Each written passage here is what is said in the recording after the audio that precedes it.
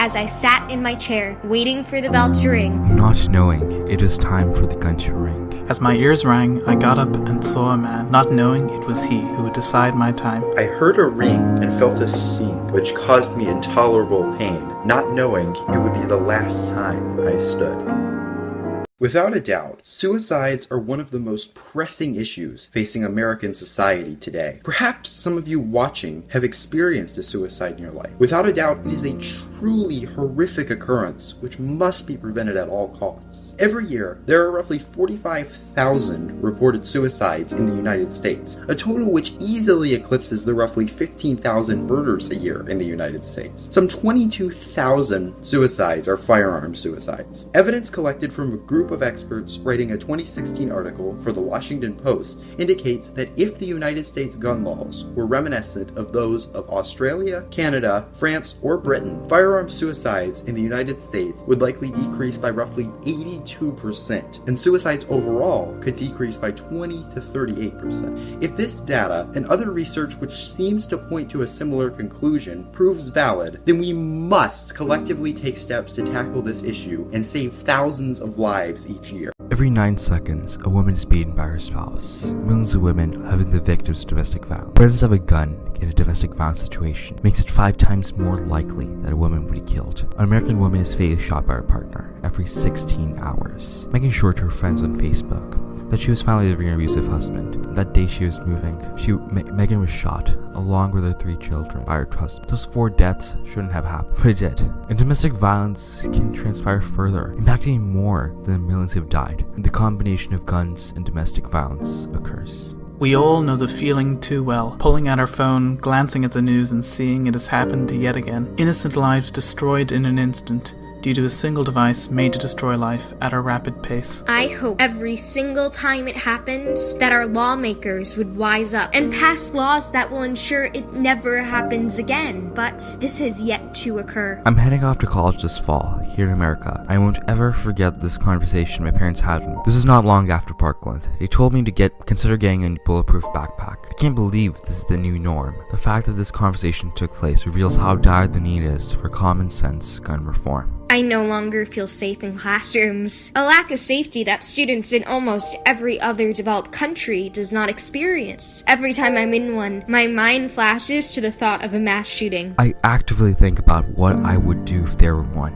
and glance around to see if anything appears to be suspicious. This is America. We live in fear. I lived for 10 years in Round Rock, Texas. I'm one of those people that likes the idea of guns in a virtual setting, like a video game, and I tend to give the impression that I like them. However, I can remember clearly a year or 2 ago when my family and I had gone to a gun shop, the name of which slips my mind. We'd gone in and I remember the main store being a square instead of like a jewelry store, with the guns on display in a similar fashion. I stood in the center and made no move toward them. Back then, we'd be considering buying one for self-defense. Later on, we saw a man open carrying a handgun on his hip. We left soon after. I remember my parents saying he was insecure. Why did he feel that he had to say, I have a gun? I'm from Alaska, the only state where Walmart still sells handguns. Most everyone I know in my hometown of Juneau has a handgun to defend themselves. In fact, 88% of Americans purchase handguns for self-defense. But it turns out, guns are used for self-defense in less than 1% of crimes, and guns stored in homes are more likely to be involved in a harmful shooting than in self-defense. Most people I know in Juneau own guns, but I have decided not to. I'm from Nova Scotia, Canada. One of the things I don't often have on my mind going to school is the idea that someone could just bring a gun and let loose on student bystanders. No, my usual worries are how much cafeteria food would cost that day. A lot of people my age enjoy games that include guns and often have objective to them. There is speculation and thought into the two being linked. However, there is quite a big difference. Along with this, living in a country where guns are regulated in such a way that you'd often never see them in public or in person, it's a shock to hear about or even visualize the open gun laws displayed within the USA. The ideas of guns being brandished openly at one side in public is a stark difference. The purpose of self-defense is valid and understandable with reason, but if you were to regulate publicly displayed firearms, then there wouldn't nearly be as much of them to hurt people with in the first place. An assault weapon is a handheld weapon of war, capable of spraying a crowd with more lethal fire in seconds. First graders and teachers in Newtown, Connecticut didn't stand a chance, nor the dancer at the Pulse nightclub in Orlando, nor concert goers in Las Vegas, nor teenagers at Marjorie Stoneman Douglas High School in Parkland, Florida, nor the people at the Waffle House outside Nashville. In light of these recent mass shootings, it is now more vital than ever that real effort and change is made in order to decrease the likelihood and number of these events. One of the first things we can do is to ban assault weapons. Unfortunately, there really isn't a lot of empirical evidence to suggest that an assault weapons ban would help, simply because it's near impossible to test without actually putting a complete ban in place for a significant amount of time. There was indeed an assault weapons ban in 1994 that lasted 10 years, but that ban did not cover all assault weapons and was rife with loopholes. Interestingly, there were significant decreases in number of mass shootings and number of deaths in each event in those 10 years, but it's difficult to credit these entirely to the ban. Ultimately, the best argument for a ban is simply that of common sense. Weapons of war like assault rifles simply do not belong in American communities. They are high-velocity, high-capacity weapons that are much deadlier than even other semi-automatic firearms like handguns. They have been used often in mass shootings, and they are not necessary for self-defense or for hunting. So why should they be allowed at all? There is always a possibility that a ban wouldn't work, but the upsides of it indeed working greatly outweigh the downsides of it not. The results can only be positive. I think it's exceedingly unlikely and simply logical that a ban would increase the number of mass shootings. And for those of you who think of a ban as unconstitutional under your interpretation of the Second Amendment, remember that it is pretty evident that our founding fathers did indeed expect the Constitution to change. Thomas Jefferson actually proposed that the Constitution be rewritten every 20 years to keep up with the times and to strengthen it. And although this practice was never put into place, the founding fathers did indeed include guidelines on how to amend the Constitution. In fact, they themselves amended it 10 times after its writing. Ultimately, we must as a nation accept that change is more important now than ever, and that every step we can take that might help prevent these terrible events, we must take. You cannot buy alcohol until you are 21 years old. Restricting alcohol to people under 21 saved lives. According to the Centers for Disease Control and Prevention, there was a 16% median decline in car crashes after the minimum drinking age was increased. But a kid can buy an AR-15 at 18 years old. Unfortunately, there were no restrictions for the AR-15 that the Parkland, Florida shooter used to carry out the nation's deadliest school shooting in more than 5 years.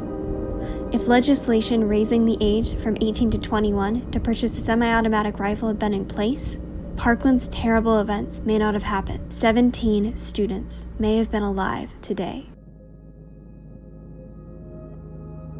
Studies show that background checks correlate with a decrease in firearm mortality. According to a study done in Connecticut, a law requiring the use of background checks to have a gun correlated with a 40% decrease in firearm homicides and a 15% decrease in firearm suicides. Relatedly, it was found that due to a similar law in Missouri in 2007, gun homicides decreased by 23% and gun suicides by 16%. But it's true, these are only 2 studies. You might argue that 2 studies are not very representative of an entire nation's practices. So how can we be sure that their conclusions can be applied to every case? And this argument would be perfectly valid. The lack of studies we have illustrating this is a huge problem. So why aren't more studies conducted so we can better answer these questions? The answer lies in the Dickey Amendment. We've been told that there aren't enough studies, and the Dickey Amendment is why we don't have enough.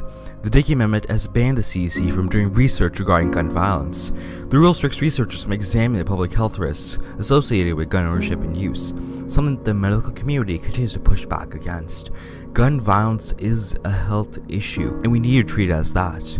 The creator Jay Dickey has said he regrets the legislative effort he led in 1996 which effectively stopped the CDC from conducting research aimed at understanding and preventing gun violence in the United States, and this is where we start the fight for change. Although common sense gun laws are undoubtedly very important, we must also take efforts to work toward reforming psychiatric care. We can implement programs in which psychiatrists are employed in schools and actively assist students who might be at risk of becoming mentally unstable and committing acts of gun violence upon themselves, upon others, or both. We can implement programs designed to teach children, adolescents, and teenagers how to better handle their emotions in order to live happier and more fulfilling lives, and to combat some of the pernicious effects of mental instability. This is a fight which we have the power to win. We must make our voices heard and tell our legislators that our goal is to protect people. We must alert those in power that every life is important. By carrying out the requisite reforms to rectify this crisis, we can create a nation where everyone has a realistic chance to succeed, and where no one has to live in constant fear of being being the next victim of gun violence.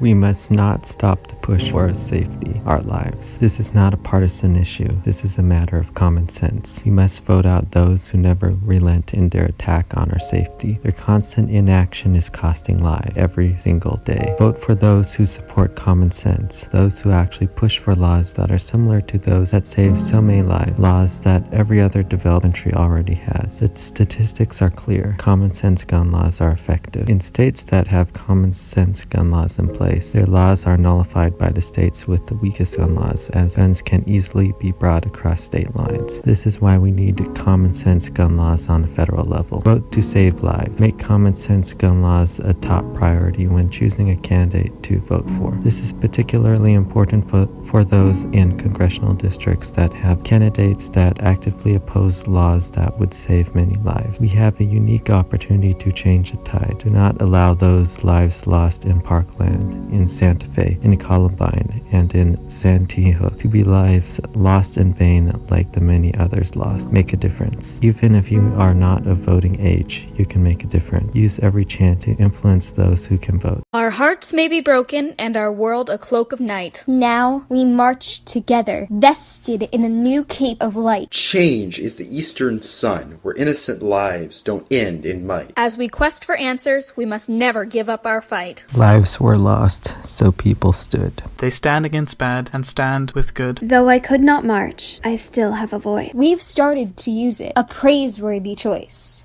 This is why we must all be armed. Armed with love and hope to never again be harmed.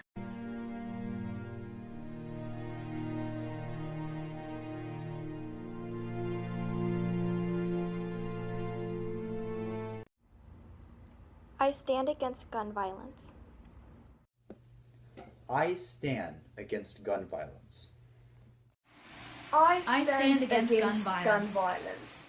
I stand against gun violence.